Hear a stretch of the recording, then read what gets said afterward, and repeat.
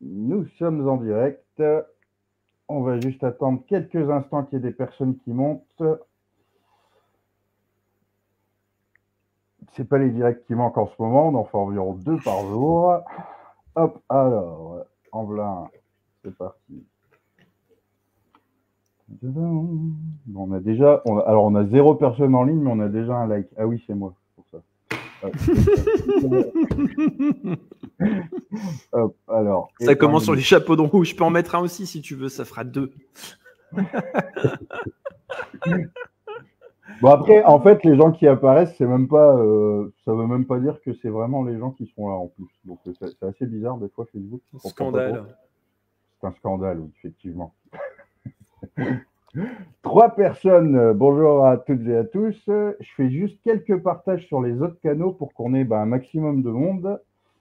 Et je suis à vous dans quelques instants. Hop, syndicat GJ. Hop, ensuite la main sur le cœur. N'hésitez pas à liker, à partager, parce que comme vous le savez, en ce moment, Facebook perd beaucoup en visibilité pour diverses raisons. Hop. Ah, ça va, c'est en train de monter là, 6. Incroyable. On a doublé. Oh là là, bienvenue, bienvenue. Ah, j'ai un premier commentaire. Salut à vous les humains. Oui, salut les humains. Eh ouais, ça part fort, ça part fort. Mais non, mais c'est tout à fait juste. C'est tout à fait juste. Et merci de le rappeler. Effectivement, oui, ça va être un peu l'objectif aussi de ce live, justement, de nous ramener à ce que nous sommes par nature. Et oui, notre humanité. Le truc important qu'on a un peu laissé, qu'on a un peu oublié, quoi. Depuis des milliers d'années. Hop. 12 partages, ouais, bon, ça va, on est pas mal. Alors, bonjour à toutes et à tous, Chris Momo, pour le dernier rempart, mais je dirais aujourd'hui pour New World Together, surtout pour New World Together, on a déjà fait plusieurs directs avec Benjamin, on a eu l'occasion aussi de faire des conférences. J'ai moi-même pu, à Konya-Lyon cet été, faire ma première conférence New World Together, dans l'Allier, qui avait très très bien fonctionné, les gens ont été très réceptifs. Et du coup, aujourd'hui, on va reparler un peu de tout ça très rapidement, mais on va surtout parler du cercle vicieux de la haine et de la violence. Essayer d'identifier ses racines profondes, les blessures, les traumas qu'il y a derrière tout ça. Pouvoir identifier tout ça avec lucidité et rationalité, bien sûr, comme toujours, on essaye d'être le plus rationnel et le plus accessible possible dans ce qu'on dit. Je sais que la description était peut-être un peu compliquée à comprendre d'ailleurs sur ce direct. Et du coup, on va chercher justement à simplifier un maximum pour que ce soit accessible pour le plus grand nombre. Alors, avant ça, Benjamin, merci d'être avec nous sur ce direct. Et est-ce que tu peux d'abord te présenter rapidement et nous présenter New World Together aussi en quelques minutes? Bonjour tout le monde. Merci Chris de m'avoir ici. Donc, bon, très rapidement, j'ai quitté ma carrière en multinationale il y a 8 ans pour me consacrer aux grands défis du 21e siècle qui, pour moi, sont des défis de soutenabilité, des défis existentiels. Aujourd'hui, l'humanité est en train de se mettre en danger pour tout un tas de raisons. Et moi, mon objectif, quand j'ai quitté ma carrière professionnelle, c'était vraiment de me concentrer sur les racines du problème. C'est ce qui m'a amené à monter New World Together, qui aujourd'hui est un projet de recherche et d'éducation transdisciplinaire. Transdisciplinaire, je vais tout de suite vulgariser ça. C'est-à-dire que nous, on va utiliser toutes les disciplines de la connaissance qui sont intéressantes pour comprendre pourquoi on se met en danger sur toute la surface du globe et comment est-ce qu'on peut changer de direction avant qu'il ne soit trop tard. Et donc, voilà, on est basé en Indonésie aujourd'hui, mais on va ouvrir une branche en France pour pouvoir partager les connaissances qu'on a acquis, parce que ça fait maintenant plus de 5 ans que je fais ce travail. Et effectivement, on a acquis pas mal de connaissances qui sont vraiment nouvelles et qui permettent de changer la donne, ou du moins de beaucoup mieux nous comprendre et pourquoi est-ce qu'on dysfonctionne et surtout comment est-ce qu'on peut corriger le tir individuellement et collectivement pour pas finir dans le mur tous ensemble, parce que ça serait bien ballot quand même. Super, merci pour cette synthèse, tu ne pouvais pas mieux faire. Du coup, oui, effectivement, en ce moment, on voit beaucoup de conflits sociaux, religieux, de guerres, de massacres en tout genre, Alors, c'est loin d'être une première, hein. Je pense qu'il y a aussi la médiatisation et la numérisation de notre société qui fait que le phénomène est amplifié en termes de visibilité.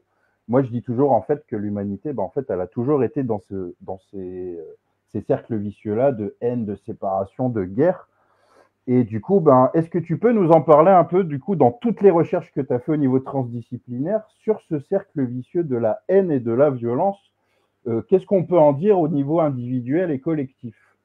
Alors d'accord, merci, merci d'en parler. Effectivement, sujet d'actualité. Et tu as tout à fait raison de dire que en fait, c'est pas nouveau. C'est simplement qu'aujourd'hui, c'est beaucoup plus visibilisé et beaucoup plus choquant parce que ça nous sort de notre ordinaire à nous, de la vie moderne où finalement, bon voilà, on travaille, on fait nos courses.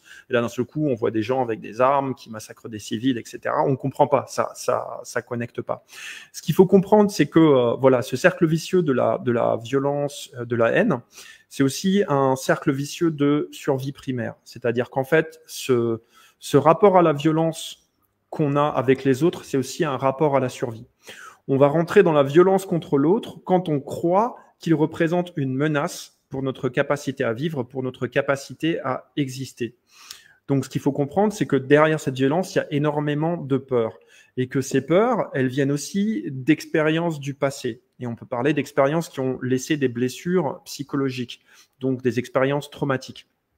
Donc, derrière ce rapport de violence qu'on a avec l'autre, etc., il y a des peurs et des blessures psychologiques qui souvent sont collectives et transgénérationnelles. Alors là, par exemple, si on prend le cas d'Israël, Israël, c'est un pays de grands traumatisés, puisqu'en fait, il accueille la communauté juive qui a connu un génocide important pendant la Seconde Guerre mondiale, qu'on appelle la Shoah. C'est aussi une communauté qui a souvent été confrontée à de multiples persécutions, etc. Donc, c'est une communauté qui est impactée par ces traumas, par ces peurs, de manière très forte. Ce qu'il faut savoir, c'est que quand on est impacté par ce type de trauma et de peur, ça donne l'impression, la croyance que le monde extérieur nous en veut. Et là, une des pulsions qui va ressortir, une pulsion primaire de survie, quand le monde extérieur a l'air dangereux et hostile, c'est une pulsion de domination.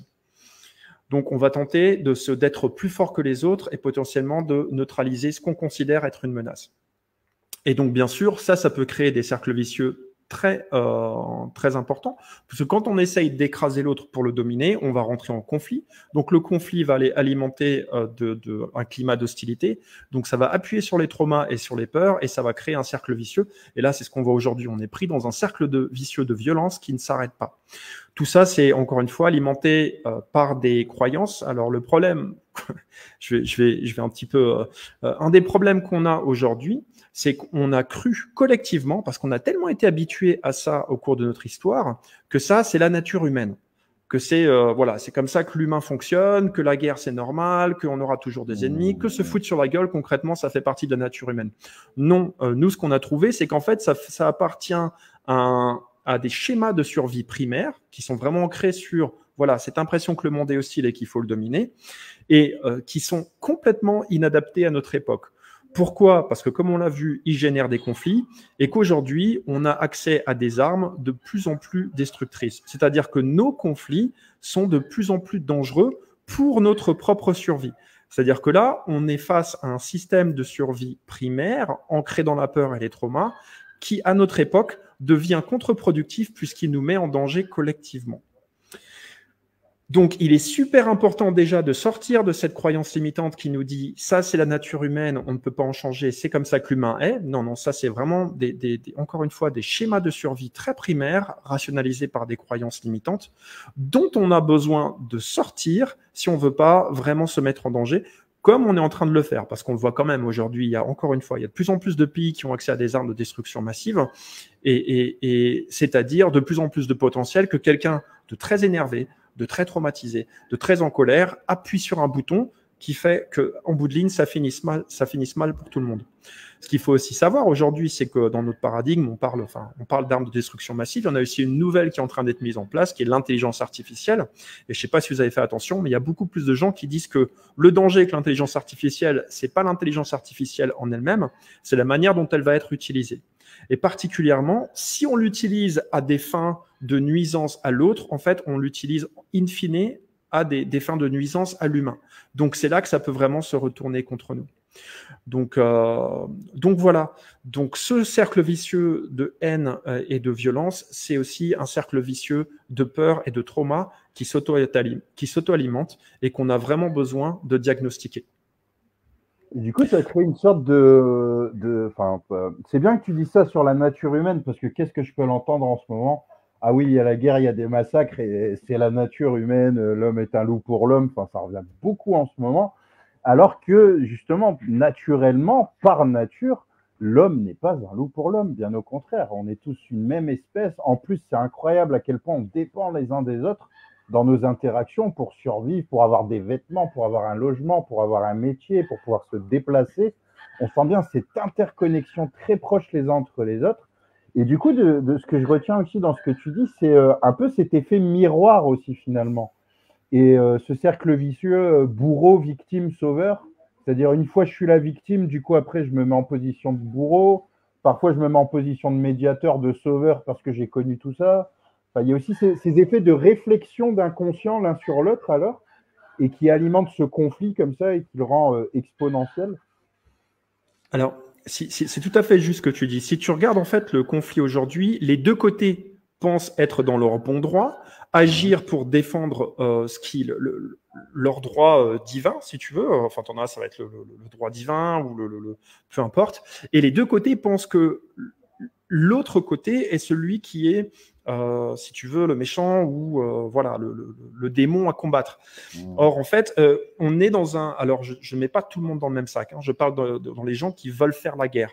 En fait, ils sont toujours dans une déshumanisation du camp d'en face, où ils projettent leur propre violence, leur propre manque d'humanité sur l'autre. Et ça, vraiment, ça va créer ce cercle vicieux qui, en bout de ligne, hein, je le répète, derrière, c'est des grosses blessures. J'aime beaucoup ce que tu dis, l'homme est un loup pour l'homme. C'est vraiment une croyance qu'on a alimentée. Mais c'est vraiment une croyance limitante quand on ne comprend pas que l'homme est un loup pour l'homme, quand l'homme est une menace pour l'homme. À la base, on veut que... Et oui, c'est ça. Et le truc, c'est que donc, quand l'homme est une menace pour l'homme, l'homme est un loup pour l'homme. Et quand l'homme est un loup pour l'homme, l'homme est une menace pour l'homme. C'est encore une fois, c'est le même cercle vicieux. Donc là, il faut comprendre qu'on a besoin de sortir de ça et de comprendre qu'à la base, non, on est des êtres qui sont capables d'empathie, qui sont capables d'humanité, mais quand on est blessé profondément, quand on est dans la peur, on perd ça. Et donc, on a vraiment besoin déjà de déconstruire cette idée qu'on ne peut pas changer, que ça, c'est immuable. Non, c'est complètement changeable. Et non seulement c'est changeable, mais ça doit changer parce que, encore une fois, avec le progrès technologique qu'on est en train d'extraire, ça devient de plus en plus dangereux pour notre avenir. On ne peut pas se permettre de continuer à être des loups les uns pour les autres, sinon on va vraiment finir par tous se bouffer. Et du coup, ouais, ça nous montre bien qu'il n'y a pas un bourreau qui a l'hégémonie de toutes les tortures et les massacres sur Terre, mais que c'est bien un problème de schéma humain, de fonctionnement humain, et que toutes les communautés, toutes les localités, toutes les cultures, toutes les spiritualités, toutes les religions sont concernées par ce constat.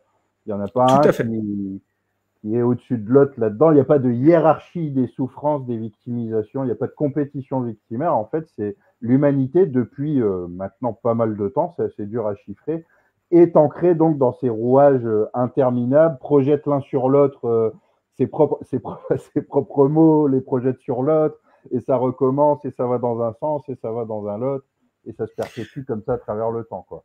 C'est ça. Il y a un autre élément qui est super important, qu'il faut comprendre dans la manière dont ça se perpétue, c'est aussi la manière dont on a de s'identifier à nos croyances et de se fragmenter en tant qu'espèce humaine sur la base de nos croyances, de nos cultures, de nos récits. C'est là qu'on en vient à parler finalement de juifs, de chrétiens, de musulmans, de français, d'américains, de chinois, en oubliant que derrière ces étiquettes qu'on se met les uns sur les autres, en fait, il y a notre humanité partagée. C'est-à-dire qu'on ne va ne plus, on va seulement, on a tellement, comment dire, endoctriné par ça qu'on ne va plus reconnaître l'humain derrière l'étiquette. Et c'est vraiment, ça en amène vraiment à des constructions mentales, à des mécanismes psychologiques qui sont vraiment un peu primaires. Tu vois, par exemple, j'ai entendu, mais va expliquer à un juif qu'un Palestinien veut vivre libre. Et j'étais là, ouais, si je dis la phrase comme ça paraît compliqué. Mais si je dis, va expliquer à un humain qu'un autre humain veut vivre libre, bah, tout de suite, ça paraît plus simple. en fait. Donc, si on en revient à notre humanité, c'est simple. Ce qui complique tout, c'est ces étiquettes qu'on s'est données, ces identités collectives, qui sont vraiment un héritage ancestral et auxquelles on s'est complètement identifié. Et ce qui ressort derrière ça, c'est notre identification aux croyances.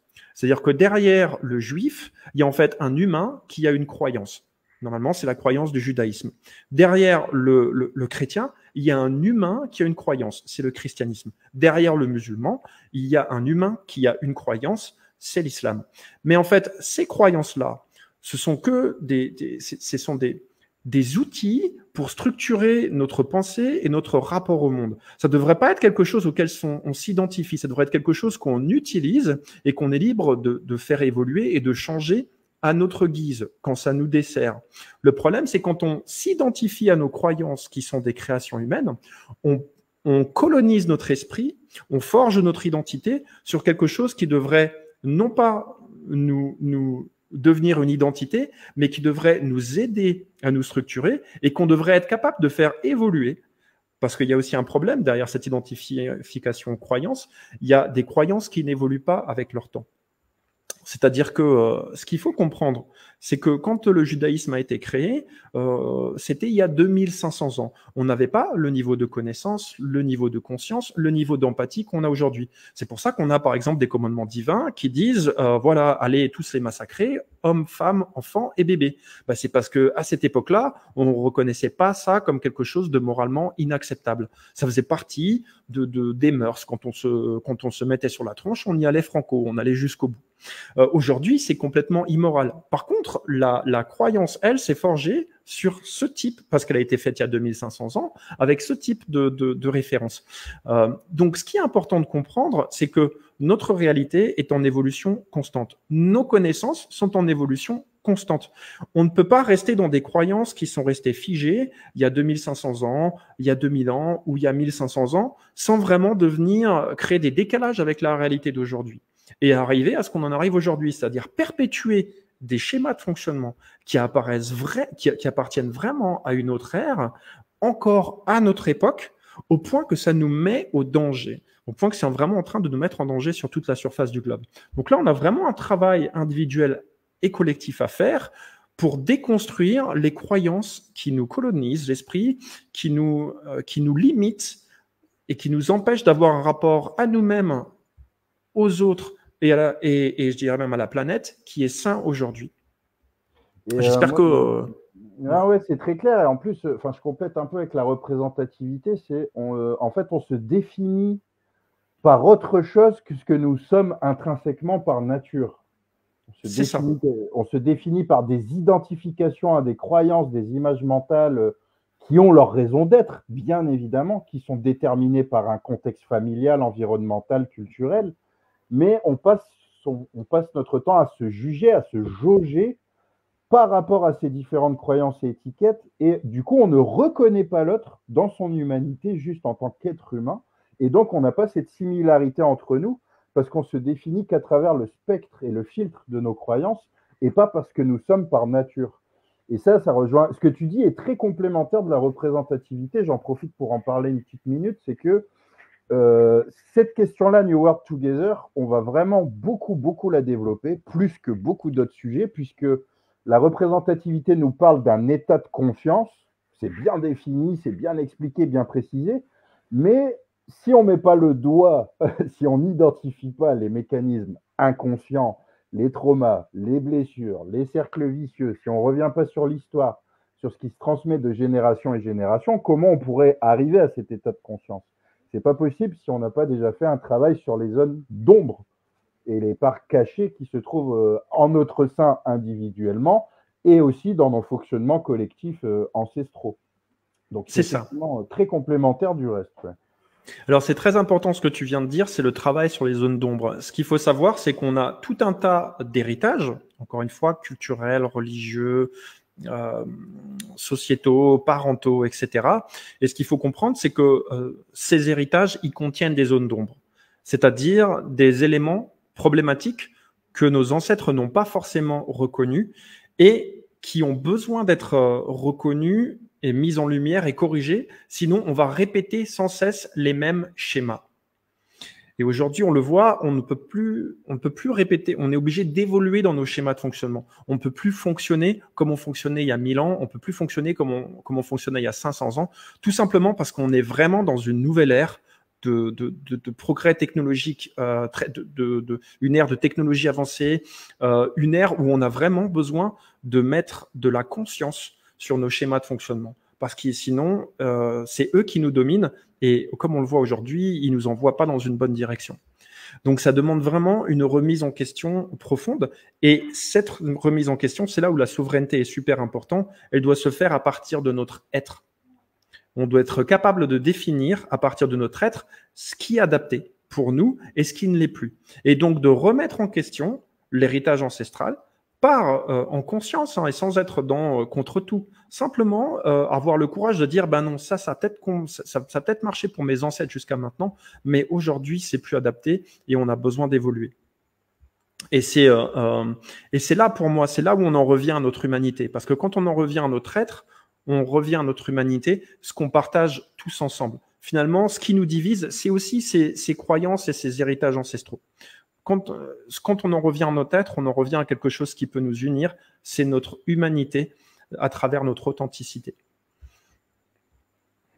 Oui, c'est bien. Et du coup, c'est ça qui crée, c'est ce spectre-là et ces zones d'ombre-là qui créent une illusion, je dis bien une illusion de séparation avec à la fois nos frères et sœurs humains et aussi avec la création en général universelle. On est séparé de cette création, on est séparé de nos semblables alors qu'on est tout à fait similaires dans la propriété de ce qu'on est. Et du coup, c'est à travers tout ce spectre. Et du coup, on est comme, ça me fait penser à ce que tu dis aussi, on est comme coincé dans une boucle temporelle dont on ne sort pas, qui est complètement décalée par rapport à l'évolution de l'univers et la réalité qui se renouvelle à chaque seconde, en fait. Et nous, du coup, on crée un décalage qui est de plus en plus prégnant. Et forcément, les conséquences au niveau environnemental, socio-économique, politique, tout ce qu'on peut imaginer sont de plus en plus conséquentes par rapport à ce décalage, du coup, entre le réel et nos propres récits et fonctionnement inconscient. C'est ça. Et encore une fois, un récit, une croyance, un système de valeurs doit évoluer avec sa réalité. S'il se fige, parce qu'il est établi sur du dogme, parce qu'il est établi sur des peurs et des traumas qu'on n'a pas résolus, en fait, il crée un décalage avec le réel. Et tout ce qui est décalé avec le réel, à terme, va finir par s'effondrer.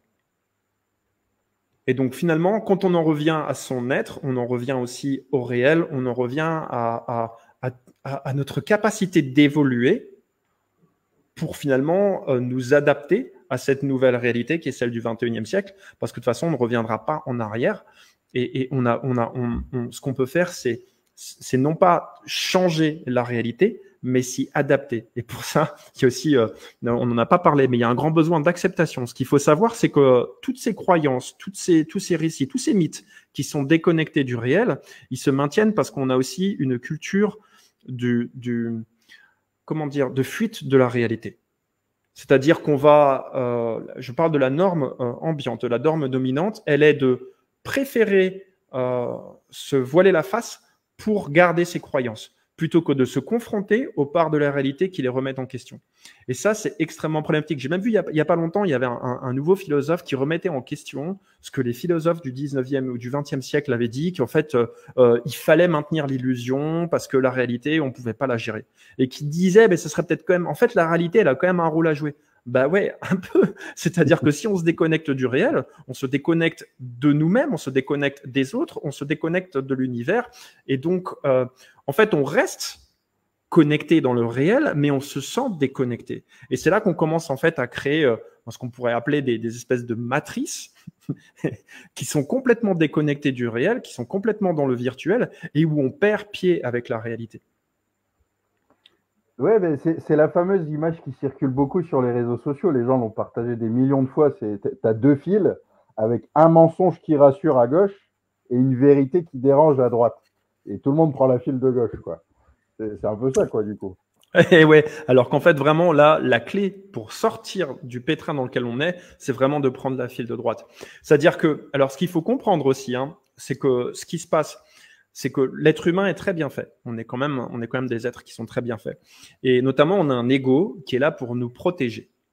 Et donc, l'ego, lui, ce qu'il dit, il a compris qu'en fait, quand ça fait mal, c'est pas bien. Mais il n'a pas forcément du discernement là-dedans. Il fonctionne sur des schémas inconscients. Donc, en fait, quand on se confronte à une réalité qui dérange, ça fait mal.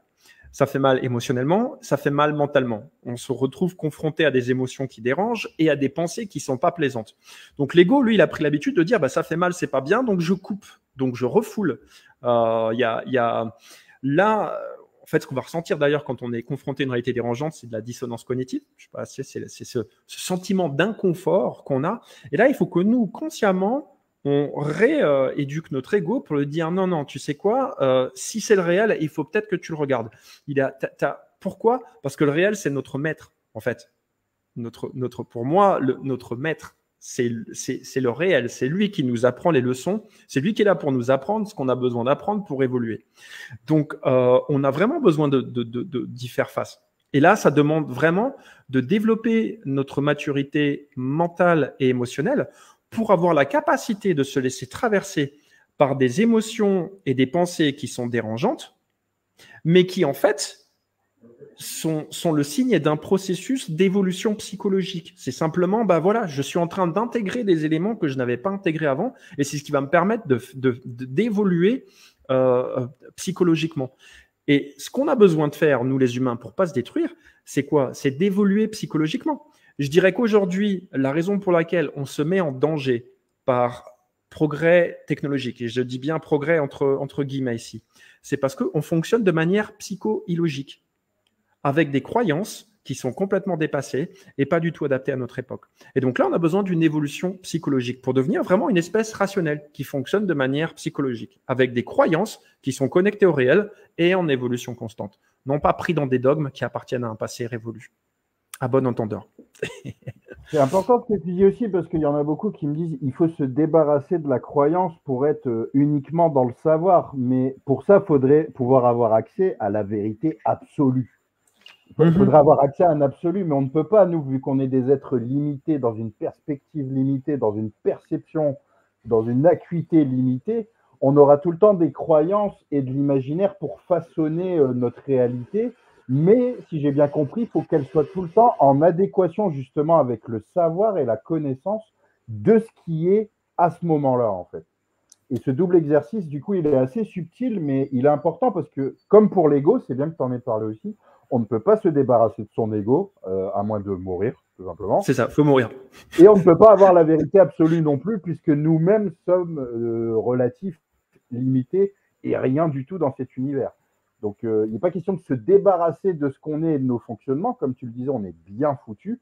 Mais c'est juste de savoir remettre ces mécanismes, savoir les identifier et les remettre à la bonne place dans notre fonctionnement global. C'est ça. Merci de préciser ça, c'est super important. Hein. En fait, on est obligé d'avoir des croyances. Par exemple, là, si tu veux, pour pouvoir fonctionner rationnellement, je suis obligé de croire que je suis en train de faire un live avec toi.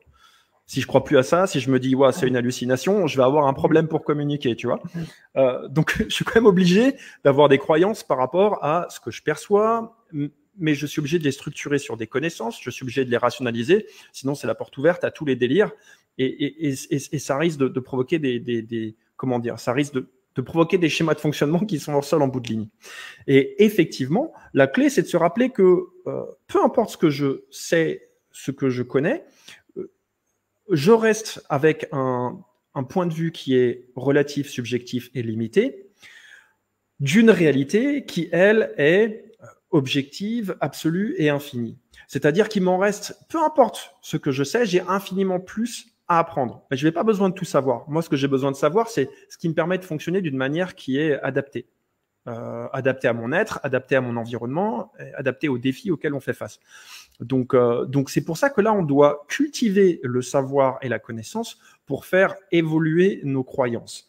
Et non pas se faire un petit paquet de croyances qui nous plaisent bien parce que ça nous met dans une zone de confort et après fermer la porte à toutes les nouvelles connaissances, à toutes les parts de réalité qui vont la mettre en question parce que non, c'est tellement bien de croire ça. Ben non, en fait, on a vraiment…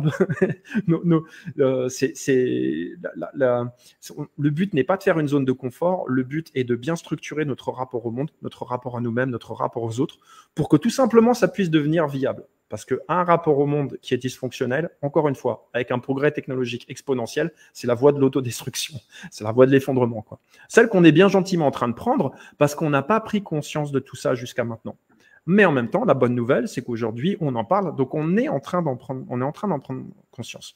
Ça veut dire qu'on a cette capacité de mettre notre inconscient en conscience pour pouvoir évoluer dans nos schémas de fonctionnement et changer de direction, ouvrir la voie à de nouvelles potentialités pour nous-mêmes, pour notre avenir, ce dont on a besoin de faire, encore une fois, parce que si on reste sur la même trajectoire, on risque de pas aller vers un avenir qui soit désirable et soutenable. C'est sûr, ça c'est sûr. Ça s'entend aussi.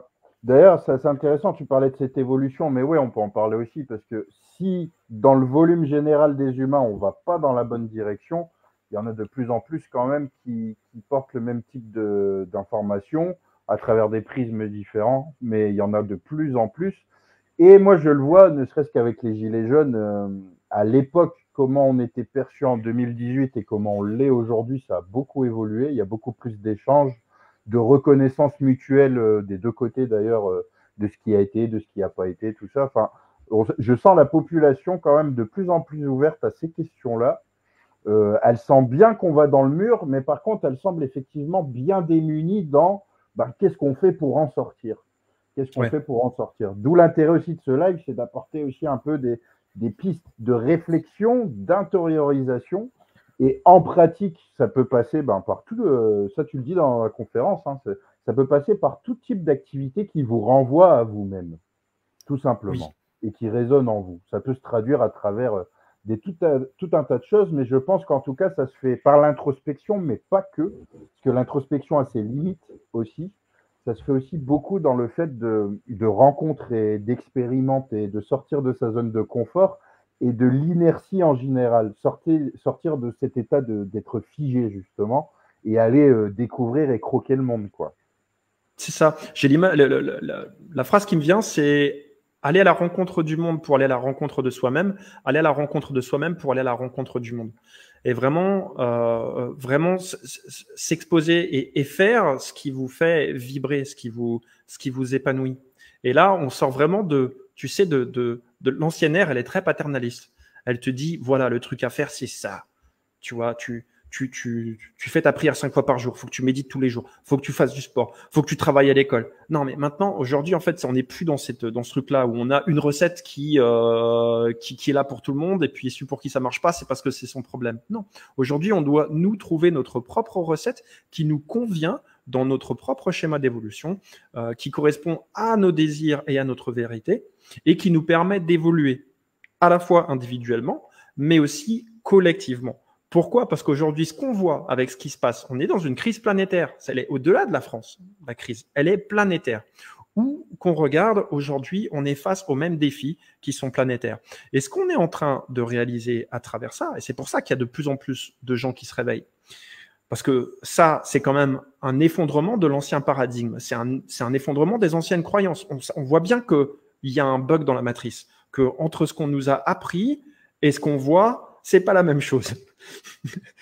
On nous a dit travaille bien à l'école, chope un boulot et tu seras heureux. Et là, on s'aperçoit qu'en fait, on a un boulot qui n'a pas de sens, qui nous stresse à mort et qui en plus participe à détruire la planète. On se dit merde, tu vois, entre ce que j'ai appris à l'école et ce que je vois dans la réalité, il y a un gouffre.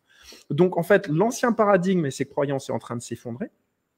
Et il y a un nouveau paradigme qui est en train d'émerger, qui implique une remise en question profonde, qui est vraiment déstabilisante. Tous les deux, on peut en témoigner. C'est vraiment une remise en question qui est profonde et déstabilisante. Mais ce qu'on apprend dans ce processus, c'est que, en fait, on est tous dans le même bateau. On est tous dans le même bateau. Et cette remise en question, on va devoir la faire ensemble. Et il va vraiment falloir faire preuve d'humilité parce que personne n'arrive avec toutes les réponses. Mais tout le monde arrive avec sa réponse. Et en fait, c'est quand on commence à mettre les réponses ensemble d'une manière ouverte, en acceptant la remise en question, que là, on commence à trouver des réponses qui sont intéressantes. Et c'est là vraiment que l'humanité, c'est un jeu coopératif. L'humanité, c'est un travail d'équipe, commence à vraiment prendre son sens. Et moi, c'est vraiment le message que j'aimerais vraiment faire porter à travers New World Together et avec les connaissances qu'on amène, c'est vraiment ce côté, mais putain, on est tous sur la même planète, on est tous des enfants de la nature, on est tous dans le même univers et on fait face à des défis planétaires et on va avoir besoin de travailler ensemble pour pouvoir les surmonter. Et là, il n'y a personne qui a toutes les réponses, mais on amène tous des réponses qui sont complémentaires les unes avec les autres et qui nous permettent de faire ce travail sur ces parts d'ombre qu'on n'a pas voulu voir. Parce qu'en fait, ça tombe super bien. Tu vois, on a tous nos identités, etc., nos croyances, mais on est super bon pour un truc. On est super bon pour voir les zones d'ombre de l'autre. Ah oui. Et super mauvais pour voir les nôtres. Mais donc, il va falloir apprendre à s'écouter. Il va falloir apprendre à s'écouter. Pourquoi lui, il me critique? Qu'est-ce qu'il voit que moi, je n'arrive pas à admettre? Parce que moi, en fait, je suis occupé à voir ses défauts à lui. Et c'est là qu'on comprend que, mais bordel, faire ce travail sur nos parts d'ombre collectives, historiques, culturelles, etc., c'est vraiment un travail d'équipe. Et toutes les connaissances, on les a déjà. On a juste l'incapacité de se regarder en face. Mais ça, il faut que nous, on ait la maturité de créer des espaces qui soient sécurisants, sécurisés pour pouvoir le faire, sans jugement, sans pointer du doigt, sans aller vouloir chercher la petite bête chez l'autre, en fait, pour pouvoir lui en mettre plein la tronche derrière, pour pouvoir prendre de pouvoir sur lui, pour pouvoir l'humilier. Non, pas le faire pour ça. Le faire parce que l'évolution de l'autre, c'est mon évolution à moi. Mon évolution à moi, c'est l'évolution de l'autre. C'est l'évolution de l'humanité. Et aujourd'hui, l'humanité a besoin d'évoluer. Encore une fois, c'est un besoin existentiel. Si là, on n'évolue pas, si on ne se remet pas en question profondément, on va passer vraiment... Enfin, l'univers ne va pas nous rater. Et il marche très bien. Il y a pas de souci. L'univers, et lui, il dérange pas. Il dit, vous voulez fuir la réalité et aller jusqu'au bout de vos délires? Allez-y, les enfants. Vous comprendrez derrière, vous allez voir ce qui va se passer. Mais moi, je pense qu'on a aujourd'hui la connaissance qui nous permet quand même d'éviter que ça parte vraiment trop en vrille et que ça fasse très très mal derrière. On a la capacité de se réveiller et de s'aider les uns les autres non seulement à se réveiller, mais à développer notre conscience pour pouvoir prendre les bons choix et aller encore une fois, aller vers un avenir qui soit désirable et soutenable. Un truc qui soit bien pour nous et pour nos enfants. Moi, je sais pas, moi, je trouve ça bien. J'ai pas d'enfants, mais je trouve ça quand même bien et super important. Parce que je veux pas vivre avec cette, tu sais, moi, c'est l'horreur, ce serait de me dire j'ai su et je n'ai rien fait. J'ai su que ça allait se passer et en fait, j'ai pas eu peur de m'engager, j'ai pas eu peur de partager ce que je savais. Enfin, j'ai eu peur de partager ce que je savais, j'ai eu peur de m'engager. Je suis resté dans ma zone de confort. Et maintenant, je vois la merde dans laquelle on est et tout ce que j'ai, c'est des regrets pour n'avoir rien fait. C'est la dernière chose que je veux. Moi, peu importe ce qu'il arrive, je veux avoir, je veux pouvoir me dire, peu importe qu'on y arrive ou pas, je veux, voilà, j'ai tout tenté. Et en plus, moi, ce que je vois, ça fait 7 ans que j'ai quitté mon ancienne carrière et que je me suis lancé là-dedans. Et franchement, c'est tellement enrichissant. J'apprends tous les jours. J'apprends sur moi, sur le monde. Tous les jours, j'apprends des nouveaux trucs. J'ai jamais été autant épanoui en termes de connaissances, d'expansion spirituelle que depuis que je fais ça. Là où c'est un petit peu dur, c'est que notre société est encore un peu primaire, elle est encore un peu archaïque, elle est encore un peu dans l'ego, et donc elle ne reconnaît pas encore ce travail-là. Je dirais même pire, je pense qu'il lui fait un peu peur. Et forcément, parce que ce travail-là la remet en question profondément, et elle le suit. Elle est encore dans notre société archaïque et primaire et égotique, elle est encore dans la fuite du réel. Mais c'est pas grave. C'est pas grave. On est là pour ça. On est là pour l'aider à évoluer. Et encore une fois, c'est un travail d'équipe. Il n'y a pas de mauvaise intention. Et on est tous dans le même bateau. Voilà. Eh ben, écoute, je pense que j'ai rien à ajouter là-dessus. Ça résonne tellement avec les directs que je fais au quotidien, j'en fais tous les jours. Tout ce que tu dis là, je le dis bien souvent, créer des espaces sécurisés pour pouvoir accueillir, pour pouvoir entendre, écouter, ne pas avoir ces réflexes correctifs de ah, t'as dit ceci, t'as dit cela, t'as fait ceci, t'as fait cela, mais vraiment être dans l'écoute, ne pas écouter pour réagir, mais vraiment écouter pour répondre à ce qui nous a été dit, dans des espaces sécurisés qui peuvent se traduire d'ailleurs dans toutes les thématiques, tous les champs. Ça peut être professionnel, universitaire, associatif, syndical. Ce qui vous a été présenté là est transposable et soluble dans n'importe quelle strate qui fonctionne dans cette société en réalité. On parle vraiment de l'humanité aussi bien à titre individuel que collectif. Donc, c'est vraiment très complémentaire de tout ce qu'on dit. On sent d'ailleurs qu'il y a de plus en plus de gens qui vont vraiment dans cette direction, qui prennent cette direction-là à travers des spectres et des expériences différentes. On sent qu'on arrive petit à petit quand même à parler d'une même voix, à avoir un même discours, peu importe justement les croyances et nos traumas passés. Il y a quand même le curseur se redirige tout doucement vers l'humanité, vers la vie même, je dirais, plutôt que vers l'expansion de la mort, de la destruction et de l'irrationalité. Peut-être que pour la fin, est-ce que si vous avez on a eu beaucoup de commentaires, je ne sais pas si tu les as vus, Benjamin. J'en ai vu, alors j'ai pas eu le temps de tous les lire, je suis désolé. J'en ai lu quelques-uns qui m'ont fait vraiment chaud au cœur parce que j'ai vu que voilà, c'était des commentaires d'êtres humains qui étaient en résonance avec ce qu'on partageait et ça fait plaisir. Donc merci pour ceux qui ont pu accueillir ce qu'on partageait et qui ont partagé eux aussi. Et je ne sais pas, du coup, sur ceux qui nous regardent encore, si vous avez des questions ou si vous voulez des informations, vous pouvez les laisser en commentaire. Et en attendant, si tu as vu des questions dans les commentaires, on peut les prendre. Hein. Y a pas, c'est assez intéressant, c'est que sur les premiers directs qu'on faisait, il y avait beaucoup de gens qui ne comprenaient pas. Il y a beaucoup de gens qui ne voyaient pas trop où on voulait en venir, qui posaient des questions. Et là, on a plutôt des commentaires qui sont complémentaires à ce que tu viens de dire, en fait. Tout à fait. Ça veut dire que l'information passe bien. Merci à vous. Oui, c'est quand même. Mais on évolue tous. Hein. Je veux dire, je pense qu'aujourd'hui, on a une manière plus mature de partager ce type de message. Et je pense aussi que de l'autre côté, il y a des gens qui sont aussi plus matures pour pouvoir les recevoir. Donc c'est normal. On évolue. C'est qu'on fait le travail tous individuellement et collectivement. Et merci pour ça. Ouais, je pense qu'il y a une vraie dynamique qui s'opère. Bon, ça ne change rien à la situation critique, si on veut rester rationnel. Situation critique qui est en train de prospérer à plein de niveaux. À tous les niveaux, en fait, multifactoriels. D'ailleurs, du coup, je vois, j'ai pas trop de questions dans les commentaires, mais peut-être ce serait important de préciser aussi que là, on vous a parlé du cercle vicieux de la haine et de la violence, mais pas que. En fait, on vous a évoqué d'autres cercles. On vous a parlé aussi du conformisme, de la conformité, on vous a parlé du trauma de séparation. Et en fait, ce qu'il faut comprendre quand on dit que tout est interrelié, c'est aussi bien au niveau des organismes que des idées, que des pensées, que des concepts, qu'ils soient rationnels ou pas rationnels. Tout ça est interrelié dans une grande structure universelle, bourrée d'informations, de conscience, qui a sa logique de déploiement et du coup, c'est super important de vraiment prendre en considération tous les éléments, passer du mais au et, ET. C'est-à-dire qu'à chaque fois, on dit oui, mais, alors que c'est bien souvent, réfléchissez-y la prochaine fois quand vous serez confronté à l'expérience, c'est souvent oui et quelque chose. C'est souvent quelque chose. Il n'y a pas de. En fait, on croit que c'est un contraire, on croit que ça s'oppose, on croit qu'il y a de la dualité, de l'aversité, alors qu'en fait, pas du tout. En fait, les deux sont complémentaires. C'est juste deux perspectives dans deux angles différents, mais c'est les deux faces d'une même pièce, quoi, en réalité. Tiens, j'ai un exemple. Un jour, j'avais une conversation avec quelqu'un qui est encore très, très impliqué, qui est dans les multinationales, et je lui expliquais qu'en fait, la crise à laquelle on faisait face, elle était liée à nos comportements. Et il me regarde et il me fait « Mais non, c'est lié à nos besoins. » Et je lui dis « Mais tu comprends bien que nos comportements et nos besoins sont interreliés. » En fait, là, tu vois, on regarde le même objet, mais juste pas sous le même angle. Mais il n'y a pas du tout de contradiction, bien au contraire. C'est les deux qui sont interreliés.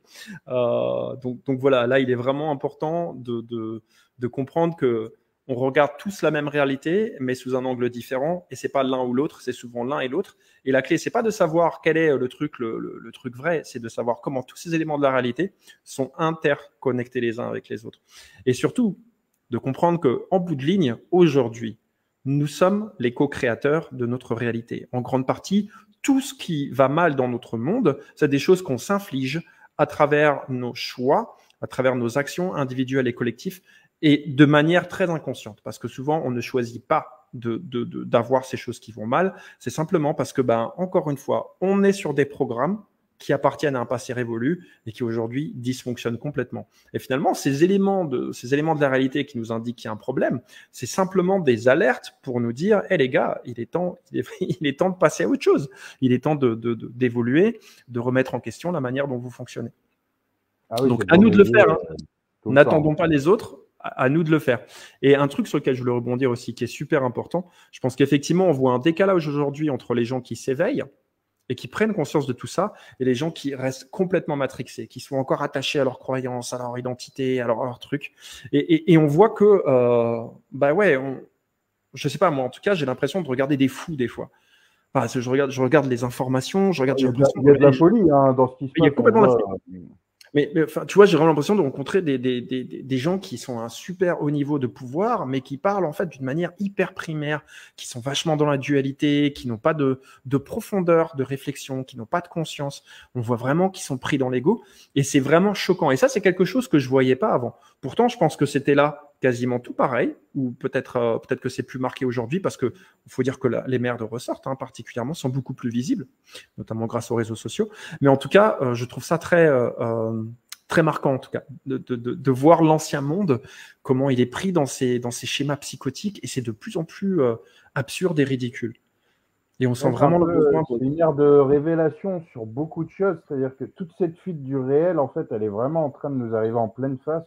On voit beaucoup de masques tomber, on voit beaucoup d'événements révélateurs de tout un tas de symptômes qu'on vit au quotidien.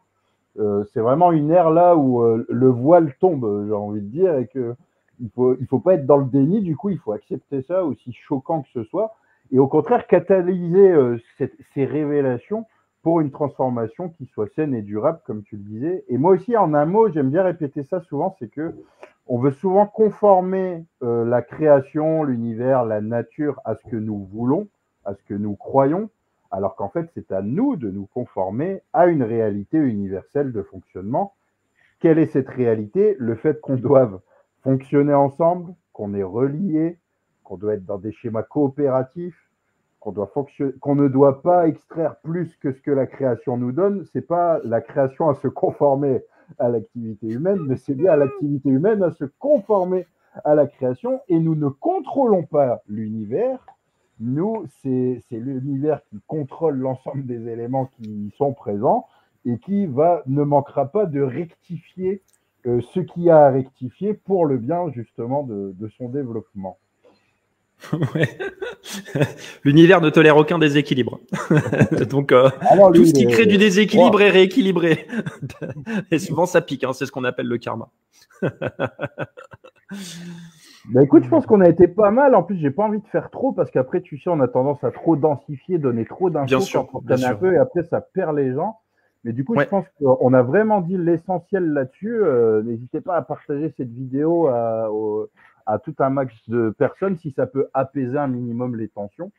Et de toute façon, on reviendra prochainement avec un armada de communication sur New World Together, puisqu'effectivement, là pour l'instant, c'est en Indonésie et on va bientôt déposer les statuts de New World Together France pour investir les milieux d'entreprise, les milieux scolaires, académiques, associatifs, syndicaux, aller même dans l'espace public, pourquoi pas, pour aller parler avec les gens. Enfin, il y aura des outils aussi qui seront, au-delà des conférences, qui seront mises à disposition, des fresques de l'évolution consciente, tout un tas de supports. Et ce travail sera bien sûr complémentaire de tout ce qu'on fait au quotidien sur la représentativité, sur le dernier rempart, sur le syndicalisme, sur l'associatif en général. Mais l'idée, c'est de relier le traitement de symptômes à une conscientisation et une réflexion sur les causes et les racines cachées qui nous ont amenés à devoir traiter ces symptômes. Le but, c'est vraiment de relier tous les maillons de tous les acteurs qui ont tous la même importance. Il n'y a pas de compétition, il n'y a pas d'engagement plus important qu'un autre, c'est un travail d'équipe. Et du coup, le but, c'est vraiment de relier toutes les mailles de l'inconscient vers la conscience et aussi des causes vers les conséquences, vraiment de relier tout ça. Et New World Together, du coup, sera un outil plutôt propice pour ce faire. Je vais te laisser le mot de la fin, Benjamin. Je te laisse le mot de la fin sur ce direct. Eh ben, merci. Effectivement, il est question de faire du lien. Je pense qu'aujourd'hui, encore une fois, on a tout ce qu'il faut. On a juste besoin de faire du lien. du lien entre ceux qui font du travail intérieur et ceux qui font le traitement des causes extérieures, du lien entre les différentes causes extérieures qui sont traitées, sachant qu'elles partagent des causes profondes qui sont les mêmes. On va vraiment s'impliquer à quelque part mettre ce qui bug dans l'inconscient collectif en conscience afin que ça puisse être corrigé. Puis vous allez voir, en fait, on peut vraiment, ce nouveau monde ensemble, New World Together, ça veut dire nouveau monde ensemble, il est vraiment à portée de main. Et l'idée, c'est vraiment de participer à aller le chercher, en fait, pour pouvoir le co-créer. Parce que je pense que moi, quand je vois notre potentiel en tant qu'humain, je pense qu'on vaut vraiment le coup. Donc voilà, super content de continuer cette aventure avec toi, Chris, et avec tous les autres qui voudront s'y joindre. Et on verra bien ce qu'on va, on verra bien ce qu'on va co-créer. Mais dans tous les cas, on aura essayé, on aura fait notre mieux. Mais il y a tellement, non, mais il y a moyen, il y a vraiment moyen. Oui. C'est juste le truc, c'est le game, il est super bien fait parce qu'il n'y a pas de garantie qu'on va le gagner. Il va falloir le jouer. Un game où on est sûr de gagner, c'est un jeu qui est pourri. Tu sais, c'est comme si tu commences une partie. C'est toute la beauté de l'épreuve. Exactement. Ah bah non, je sais que j'ai déjà gagné. Non, là, on sait que ça va être chaud, on sait que ça va être tendu, qu'on va faire face à des gros défis, mais c'est ça qui est super intéressant parce qu'on sait aussi qu'on peut gagner la partie et qu'on va devoir vraiment se mouiller et qu'il y a tellement de choses à apprendre sur le chemin. Et je dirais, même si en bout de ligne ça foire, on aura appris tellement de trucs, ça aura valu le coup. Et je pense que rien ne se perdra de toute manière. Tout ce qu'on fait restera d'une manière ou d'une autre. Donc allons-y. Go en avant. Ok, très bien. Bah écoutez, merci à tous ceux qui nous ont suivis. Vous étiez plutôt assez nombreux pour l'heure du midi. C'est très très bien. Merci à tous ceux qui nous ont écoutés et vous aurez l'occasion de revoir Benjamin et moi-même et toute une équipe parler de New World Together en France très prochainement. C'est un des projets en cours parmi tant d'autres. Merci à toutes et à tous. Une très bonne journée. Je sais que les temps sont très difficiles, mais comme le disent nos très chers gilets jaunes, on lâche rien. On lâche le nécessaire et on ne lâche rien en termes d'engagement. Force et honneur et à très bientôt. À très bientôt tout le monde. Merci à vous.